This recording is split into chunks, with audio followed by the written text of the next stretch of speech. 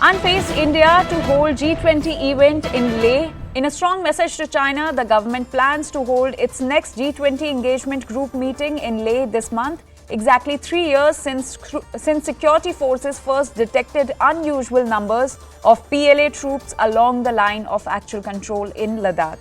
So, big decision by the Indian government as India has decided to hold G20 event in Leh, and in a strong message to China, the government plans to hold its next G20 engagement group meeting in Leh this month, which is exactly 3 years since security forces first detected unusual numbers of PLA troops along the LAC in Ladakh.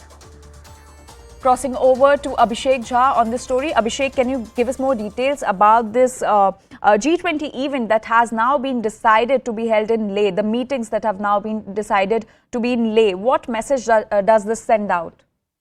So India has clearly laid out it's a very comprehensive schedule of conducting about 200 meetings across our country in various cities. We have seen almost every important city in this country getting some event regarding this G20 working group meeting or ministerial meeting or major meetings where the talks have happened. And with this, government has also tried to showcase the world, the diversity that India has.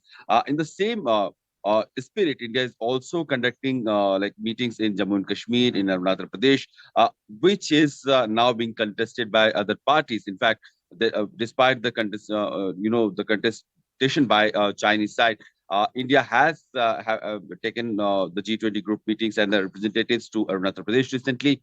Though China skipped that meeting, but India did not care much, and we are now hearing that Indian next working group meeting is also scheduled to be held in Leh. We know that there is this long military stand-up, that the military going on confrontation between the two sides for a very long time now, especially in Ladakh borders. And in that context, it becomes really important because Chinese side has been trying to violate Indian sovereignty in that area. And if G20 group meeting is being held in Leh, India can not only show its strength and it can also send this very strong message that it very well has sovereignty over this issue and it exercises them, and it does not care whether China accepts it or not. The fact is that Chinese contestation will not alter the realities that Indian sovereignty extends to Ladakh and Arunachal Pradesh and other parts of India. Also, Abhishek, as you mentioned that some of the meetings are also scheduled in Jammu and Kashmir, but as per reports, Pakistan has condemned holding these meetings in Jammu and Kashmir. Can you give us more details on that?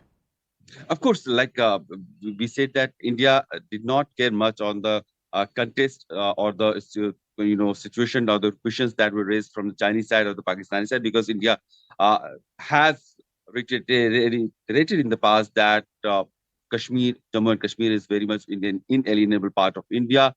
In fact, the Pakistan occupied Kashmir is also part of India, and Pakistan should vacate it as soon as possible. This is what India's stand has been, and in that light, uh, holding a meeting of G20 working group or holding any meeting of G20 representatives in Kashmir, it doesn't impact or Right. does not need any approval from any country like Pakistan. This is what India's stand has been, and All right. we would say more such meetings happening in Leh, more such meetings happening in Kashmir, and we have recently seen meetings happening in Arunachal Pradesh also. India has also made it clear to the G20 representatives that it is going to have this meeting. All right, Those Abhishek. representatives who have some question, who have some objection, may very well skip those meetings, but that does not deter India from holding that meeting in a place that is very much part of Indian sovereign territory. Absolutely.